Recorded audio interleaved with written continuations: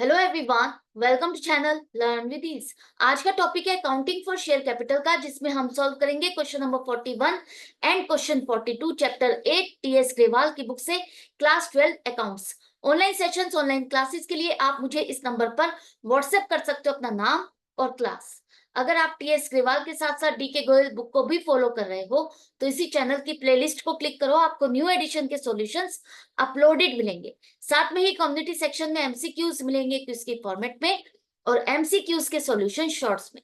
तो बहुत कुछ है चैनल पर, विजिट द चैनल। अच्छा लगे तो शेयर और सब्सक्राइब जरूर करना।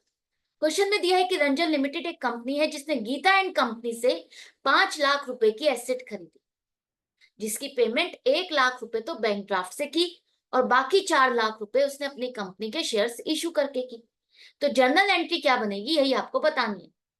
अब आप जर्नल एंट्री किसकी बुक्स में कर रहे हो? रंजन लिमिटेड, जिसने एसेट खरीदी। एसेट खरीदी तो उसके लिए एसेट डेबिट होगी, एसेट अकाउंट को आप डेबिट करोगे 5 लाख रुपए से।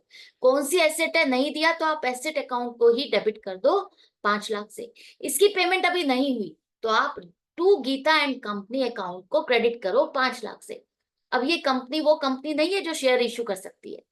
यहाँ पर सीओ लिखा है, इसका मतलब है ये पार्टनरशिप कंसर्न या प्रोप्राइटरशिप कंसर्न हो सकती है। अगर लिमिटेड या प्राइवेट लिमिटेड लिखा होता तो ये कंपनी होती। तो गीता एंड कंपनी है जिससे ये एसेट खरीदी। अब इस एसेट की पेमेंट कैसे की गई? 5 लाख रुपए देने हैं, डिसाइडेड है 5 लाख रुपए के एसेट खरीदी, 5 लाख रुपए ही पे करने हैं। तो 1 लाख रुपए तो बैंक ड्राफ्ट से दे दिया, बाकी 4 लाख रुपए बचे जिसके लिए इसने अपनी कंपनी के शेयर्स इशू किए। 4 लाख की पेमेंट के लिए उसने अपनी कंपनी के शेयर्स इशू किए। 10 रुपए वाला शेयर 25% प्रीमियम, मतलब इसने एक शेयर की वैल्यू अपनी कितनी लगाई? 12.5 रुपए। इस कंपनी के एक शेयर की वैल्यू 12.5 रुपए है। तो अगर ये कंपनी अपना एक शेयर देती है तो 12.5 रुपए के हिसाब से 4 लाख रुपए की पेमेंट कितनी करनी पड़ेगी? कितने शेयर से अलॉट करनी पड़ेंगे इसको? 32,000 शेयर। अगर एक शेयर की वैल्यू 12.5 रुपए है तो 4 लाख की पेमेंट करने के लिए इसको 32,000 शेयर अलॉट करने पड़ेंगे। क्यों? क्योंकि ये जो शेयर्स अलॉट किए जाएंगे इस पे माना जाएगा कि गीता एंड कंपनी ने पूरी पेमेंट कर दी है। शेयर्स जो इसको अलॉट किए गए हैं उस पर उसके पूरे पैसे 12.5 रुपए कंपनी को रिसीव हो चुके हैं, आगे उसको और कोई पेमेंट नहीं करनी। अगर कंपनी पब्लिक को भी इशू करती है और उस पर इंस्टॉलमेंट्स की डिमांड करती है तो वहां पर गीता एंड कंपनी की कोई लाइबिलिटी नहीं है, कोई भी इंस्टॉलमेंट की पेमेंट नहीं करनी। 12.5 रुपए का अगर ये शेयर है तो 12.5 रुपए के हिसाब से इससे पूरी पेमेंट हमें आ चुकी है। क्योंकि कंपनी ने क्या किया, रंजन लिमिटेड ने 4 लाख रुपए जो और इसको पेमेंट करनी थी, 5 लाख की जो इसने एसेट खरीदी है उसके बदले में अपनी कंपनी के शेयर्स दिए।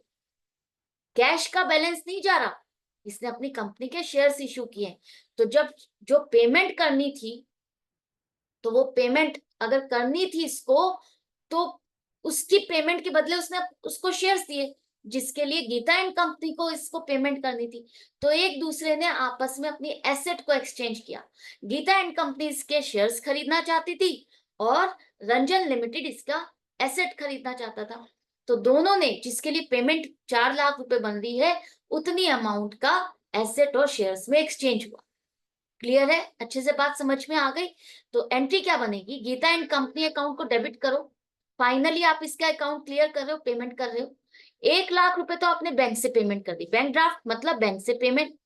32,000 शेयर, 10 रुपए फेस वैल्यू है तो शेयर कैपिटल आपका 10 रुपए के हिसाब से ही क्रेडिट होगा, 3,20,000। जो प्रीमियम का पैसा है वो आप सिक्योरिटीज प्रीमियम में अलग से डालोगे, 80,000 रुपए। क्लियर है? ये क्वेश्चन अच्छे से समझ में आ गया? 2 जर्नल एंट्रीज बनेंगी। आई होप आपको अच्छे से समझ में आ गया, क्लियर हो गया। इसी तरह से क्वेश्चन नंबर 42, यहाँ पर सोना लिमिटेड ने एक मशीनरी खरीदी 17 लाख रुपए की मोना लिमिटेड से। तो सोना लिमिटेड ने इसकी पेमेंट कैसे की? 20%, 17 लाख का 20% पेमेंट चेक से की और बाकी की पेमेंट के लिए उसने अपनी कंपनी के शेयर इशू किए। तो पेमेंट कैसे हुई और जर्नल एंट्री क्या बनेगी, यही आपको बतानी है। तो सबसे पहले एसेट खरीदी, हम किसकी बुक्स में एंट्री कर रहे हैं? सोना लिमिटेड की बुक्स में। क्वेश्चन में भी कहा है कि सोना लिमिटेड की बुक्स में एंट्री क्या होगी, यही बताओ। तो सोना लिमिटेड की बुक्स में एसेट खरीदी मशीनरी, तो मशीनरी अकाउंट डेबिट 17 लाख से। पेमेंट किसको करनी है, मोना लिमिटेड को, तो उसके अकाउंट को आप क्रेडिट करो कि इतना पैसा हमें उसे देना है। इसकी पेमेंट कैसे की जा रही है, डिसाइडेड अमाउंट है कि 17 लाख रुपए इसको देने। तो 17 लाख की 20% तो कहा है कि चेक से पेमेंट हो गई, तो चेक आएगा, cheque for 20% of 17 lakh, 3,40,000। Cheque for 20% of 17 lakh, 17 lakh का 20% के लिए आपने चेक दिया, 3,40,000 रुपए की पेमेंट हो गई। बाकी बचा 13,60,000 रुपए, इसकी पेमेंट शेयर्स को इशू करके की जा रही है। तो शेयर्स कितने इशू किए गए कि हमारी पूरी पेमेंट हो जाए, इसको कितने शेयर्स दिए जाए कि इसकी पूरी पेमेंट हो जाए। तो 100 रुपए का एक शेयर है 25% प्रीमियम के साथ, मतलब 100 रुपए पर 25 रुपए और डिमांड की जा रही है, 125 रुपए पूरी वैल्यू है। एक शेयर की वैल्यू क्या लगाई जा रही है, 125 रुपए, 100 रुपए नहीं, 125 रुपए। तो एक शेयर अगर 125 का है तो 13,60,000 रुपए की पेमेंट करने के लिए 125 रुपए वाले कितने शेयर हमें इसको अलॉट करने पड़ेंगे, 10,880 शेयर्स। इतने शेयर्स इसको अलॉट करेंगे तब जाकर के इसकी पूरी पेमेंट होगी। ये माना जाएगा कि पूरी पेमेंट हो गई। कैसे, क्योंकि ये जो 13,60,000 रुपए हमें इसे देने हैं एज अ शेयर, अगर हम इसको अलॉट करते हैं तो ये मान के चलेंगे कि इतना पैसा इससे हमें रिसीव हो चुका है। जो शेयर्स हम इसको अलॉट कर रहे हैं, fully paid up share allot कर रहे हैं, ये मान के चलेंगे कि इतना पैसे हमें पूरे रिसीव हो चुके हैं इन शेयर्स पर, अभी और कोई पैसा हमें इससे नहीं लेना। तो शेयर्स अलॉट करना मतलब कंपनी अपनी कंपनी में उसको ओनरशिप दे रही है, शेयर होल्डर ओनर होता है कंपनी का।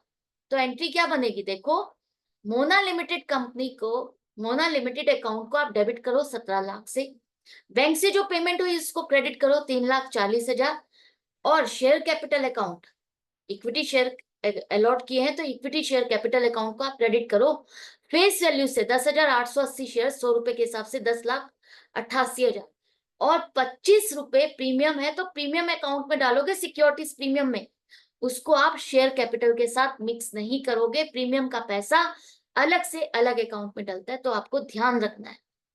नंबर ऑफ शेयर्स हम इसीलिए ही कैलकुलेट करते हैं ताकि फेस वैल्यू को अलग डाल सके और प्रीमियम का पैसा अलग रख सके। तो आई होप ये दोनों क्वेश्चन आपको अच्छे से समझ में आ गए, कैसे कैलकुलेशन करनी है, कोई कंफ्यूजन तो नहीं रहनी चाहिए। अगर फिर भी कहीं डाउट है, कंफ्यूजन है, तो कमेंट सेक्शन में लिख करके पूछ सकते हो। अदरवाइज प्रैक्टिस जारी रखो, कनेक्टेड रहो, और अच्छा लग रहा है तो लाइक का बटन प्रेस करना मत भूलना, ज्यादा से ज्यादा अपने फ्रेंड्स में शेयर करना ताकि सबका भला हो सके। मिलते हैं नेक्स्ट वीडियो में नेक्स्ट क्वेश्चन के साथ। Goodbye and take care.